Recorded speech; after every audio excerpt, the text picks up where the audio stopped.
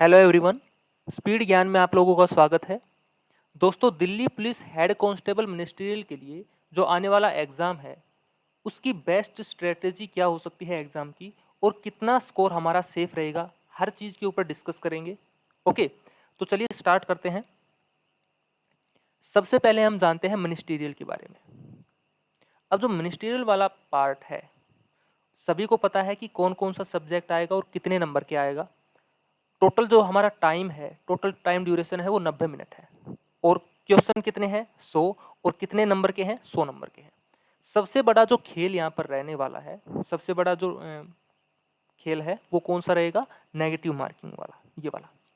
क्योंकि यहाँ पर जो नेगेटिव मार्किंग है ना, वो कितनी है? 1/2, हाफ है। तो जो हाफ है वो बहुत बड़ी नेगेटिव मार्किंग आप मान सकते हैं। तो यहाँ पर आप लोगों को एक चीज़ से बचना है। किससे? यहाँ पर तुक्के आप लोगों को बिल्कुल भी नहीं लगाने हैं। अगर एग्जाम में आता है तो ही आपको अटेम्प्ट करना है, तुक्के बिल्कुल भी नहीं लगाने हैं। क्योंकि अगर तुक्के आप लोग लगाओगे तो आपका अच्छा एग्जाम भी अगर हुआ होगा तो भी वो 2-4 तुक्के ही उसको खराब कर देंगे। ठीक है, तो इसके लिए स्ट्रेटजी कैसे बनाएं वो मैं आपको बताने वाला हूँ। स्ट्रेटजी आप लोगों को खुद ही बनानी है। बनानी किस बेस पे है वो मैं बता रहा हूँ। आप लोग जो भी मॉक अभी लगा रहे हैं, मान लो आप लोग मॉक लगा रहे हो, किसका? टेक्स्ट बुक का लगा रहे हैं, ग्रेड अप का लगा रहे हैं, स्मार्ट कीड़ा का, किसी का भी अगर आप मॉक लगा रहे हैं, उसको आप लोगों को एनालाइज करना है। कैसे एनालाइज करना है? उसमें आप लोगों को वेरिएशन लाना है कि कौन सा टॉपिक पहले करना है, कौन सा टॉपिक बाद में करना है, कौन से टॉपिक को कितना हमें टाइम देना है, वो अभी से आप लोगों को करना है। क्योंकि एग्जाम के टाइम पे वही पैटर्न आपको फॉलो करना है जो अभी आप लोग कर रहे हैं। ठीक है, सपोज करो कि किसी का एक सबसे जो स्ट्रॉन्ग पार्ट था वो क्वांट था। अब सभी का ऐसा होता है कि एक पार्ट सबसे स्ट्रॉन्ग होता है। जैसे कि किसी का मैथ स्ट्रॉन्ग है तो वो बोलेगा कि मेरा थोड़ा सा जीके है ना, वो थोड़ा सा कमज़ोर है। कोई बोलेगा मेरा जीके अच्छा है लेकिन मैथ में थोड़ा सा मैं वीक हूँ। तो वो सभी के लिए अलग अलग चीज़ें हैं। मैं सिर्फ एग्जाम्पल के तौर पे यहाँ पर ले रहा हूँ कि सपोज करो कि हमारा क्वांट है वो सबसे बेस्ट है, तो हमने क्वांट वाला उठाया। सबसे पहले हमने क्वांट को करना स्टार्ट किया। सबसे पहले कितने क्वेश्चन है? 20। कितने नंबर का है? 20 नंबर का। हमने पहले ही अटेम्प्ट में लगा दिए कितने? 18 क्वेश्चन। क्वांट में हमने कितने लगा दिए? 18 क्वेश्चन। 18 क्वेश्चन हमें बिल्कुल आ रहे थे। 2 क्वेश्चन ऐसे डाउट में थे कि होगा या नहीं होगा, हमें नहीं पता था। थोड़ा सा हमें उनमें थोड़ा सा कंफ्यूजन था कि अगर हम उसको ट्राई करेंगे कि होगा या नहीं होगा। 18 तो हमने कर लिए, 2 हमने अभी छोड़ दिए हैं। ठीक है भाई। क्वांट करने के बाद हम आते हैं जनरल इंटेलिजेंस के ऊपर, रीजनिंग के ऊपर आ गए। रीजनिंग में कितने क्वेश्चन थे? 25। और कितने मार्क्स के थे? 25। रीजनिंग में हमें 23 क्वेश्चन आ रहे थे। 2 क्वेश्चन फिर से हमें नहीं बन पा रहे थे, कोई लॉजिक बैठ नहीं रहा था उसका। ठीक है, अब ये जो 2 पार्ट थे ना, मैथ और रीजनिंग, सबसे ज़्यादा टाइम टेकिंग कंज्यूमिंग है। तो हमने यहाँ पर मान लिया कि जो इसमें टाइम लगा ना, वो लगा हमारा 50 मिनट। 50 मिनट में सिर्फ हमने क्वांट और रीजनिंग इन दोनों को अटेम्प्ट किया है। 3 पार्ट हमारे बचे हुए हैं। कौन कौन से? जनरल अवेयरनेस, इंग्लिश और कंप्यूटर। ठीक है, अब जो बचे हुए हैं उनमें से कोई भी एक पार्ट पहले ले सकते हैं। मान ली सपोज करते हैं हमने क्या लिया, सबसे पहले हमने उठा लिया इन तीनों में से जीके उठा लिया। जीके में हमें 20 में से सिर्फ 12 ही क्वेश्चन आ रहे थे।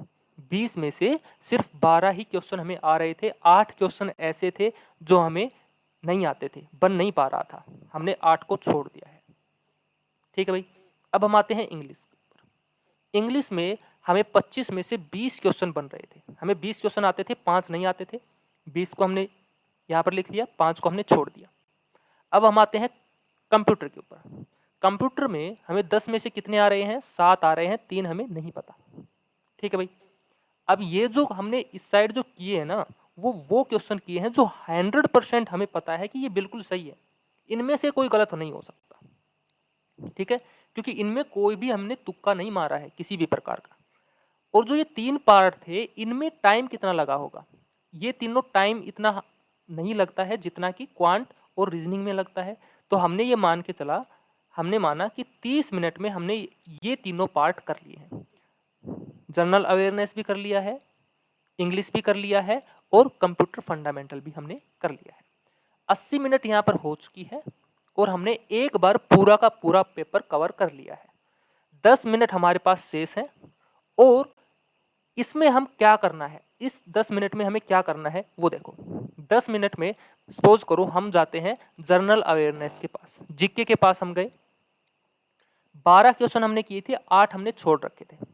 इसमें से 2-3 क्वेश्चन ऐसे थे कि उनमें हमें थोड़ा सा डाउट था कि ये वाला ऑप्शन हो सकता है या ये वाला ऑप्शन हो सकता है, इन दोनों में से कोई एक ऑप्शन होगा।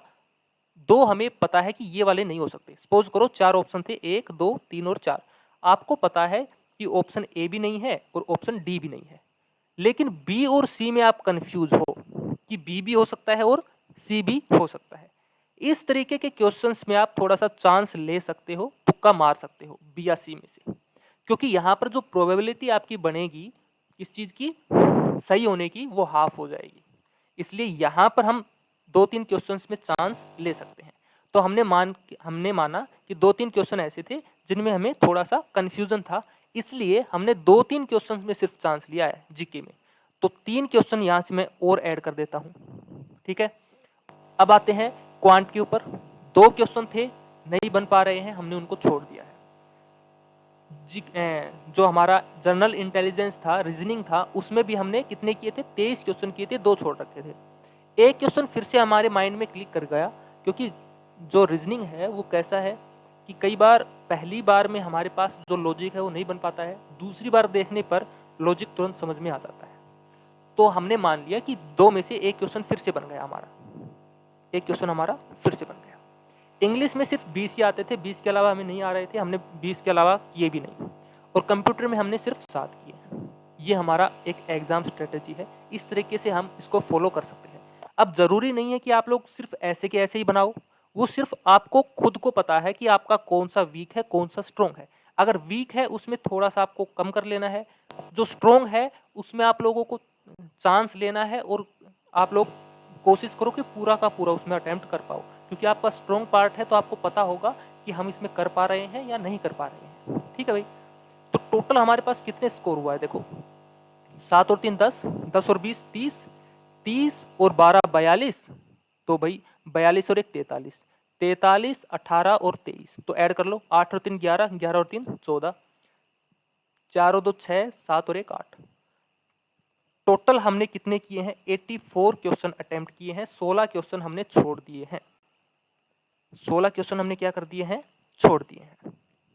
ठीक है, और जो 84 हैं वो क्या है, हमारे 100% एक्यूरेसी के साथ है। 100 ना मान के आप 99 मान लो, क्योंकि 2-3 क्वेश्चन में हमने तुक्के भी लगाए हैं, 1-2 गलत भी हो गया। तो 99% के साथ, यानी कि एक्यूरेसी के साथ अगर आप 84 अटेम्प्ट कर रहे हो तो ये आपके लिए सफिशियंट है। आपका यहाँ पर पूरा पूरा चांस है कि आप यहाँ पर क्लियर जो पेपर है वो कर पाओगे। ठीक है, ये थी मिनिस्ट्रियल के लिए आपकी स्ट्रेटेजी। हमने यहाँ पर तुक्के बिल्कुल भी नहीं लगाए हैं, ध्यान रखना। उसके बाद आता है AWO और TPO। पैटर्न हमारा बिल्कुल सेम है जैसा मिनिस्ट्रियल वाला है, बस इसमें एक बेनिफिट क्या है कि इसमें नेगेटिव मार्किंग नहीं है, यहाँ पर नो नेगेटिव मार्किंग। तो यहाँ पर आपको चांस तो लेना ही लेना है, क्योंकि यहाँ पर तो तुक्के लगाने हैं। स्ट्रेटेजी बिल्कुल सेम रख सकते हो। लास्ट की जो 10 मिनट बची थी उसमें हम क्या कर सकते हैं, जो हमें नहीं आ रहा था उनके ऊपर हम अब तुक्के मार सकते हैं। ठीक है, ये स्ट्रेटेजी है AWO और TPO के लिए। अब हम जो कट ऑफ है वो देख लेते हैं, कट ऑफ कितनी जा सकती है। अगर प्रीवियस ईयर कट ऑफ यहाँ पर देखते हैं तो जो जनरल कैटेगरी की जो कट ऑफ थी मेल कैंडिडेट्स के लिए वो थी 79 और फीमेल कैंडिडेट्स के लिए थी 68। तो भाई 79, आप लोग ये मान के चलो कि 79 से तो नीचे आने से रही कट ऑफ। ठीक है, बहुत कम ऐसे एग्जाम होंगे जिनमें प्रीवियस ईयर से कट ऑफ नीचे गई होगी। मैक्सिमम में क्या होता है, प्रीवियस ईयर से हाई ही जाती है। क्यों जाती है, क्योंकि आजकल कंपटीशन इतना ज़्यादा टफ हो गया है। हालांकि वो वेरी करता है किसके ऊपर, जो एग्ज़ाम का लेवल है उसके ऊपर, पर आप ये मान के चलो 79 से नीचे तो आने से रही। तो क्या मान सकते हैं भाई, 80 to 84 या 85 तक आप लोग कट ऑफ मान के चलो। अब ये वेरी करेगी कैसे, अगर आपका एग्ज़ाम टफ आया है तो आप लोग मान के चलो 80-81 के आसपास चली जाएगी।